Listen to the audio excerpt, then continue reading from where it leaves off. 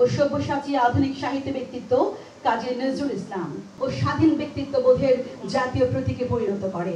আমাদের এই জাতীয় প্রতীক কাজী নজরুল ইসলাম সম্পর্কে পুরস্কার প্রাপ্ত ও সম্বর্ধিত হয়েছেন। এছাড়াও বীর মুক্তিযোদ্ধা হিসেবে এবং নজরুল পদক 2025-এ ভূষিত ডক্টর রশিদুন নবীকে তার পরিবেশনা শৈলীর জন্য তিনি ওস্তাদ খেতাবে ভূষিত হন। ঐক্য ধরে রাখা আমাদের জন্য একান্ত জরুরি হয়ে পড়েছে।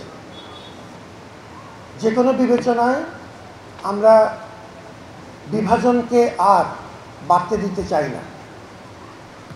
বিভাজনের রাজনীতি আমাদেরকে খণ্ড বিখণ্ড করেছে।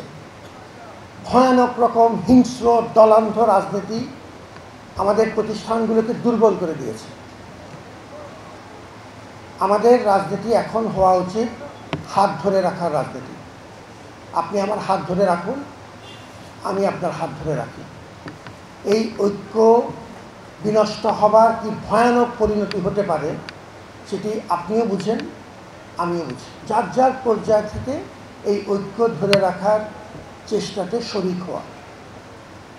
নজরুলের চর্চার তীর্থস্থান হিসেবে আপনাদের এতে বিশাল একটি ভূমিকা পালনের সুযোগ আছে। আমরা এই ঐক্য গড়ে তোলার প্রক্রিয়াতে আপনাদেরকে পাশে পেতে চাই। একটা পর্যায়ে গবেষণার মাত্রা টিচিংয়ের চাইতে বাড়াতে হবে। এই বাস্তবতা মেনে না নিলে বিশ্ববিদ্যালয় হিসেবে আমরা মাথা উঁচু করে চলতে পারবো না।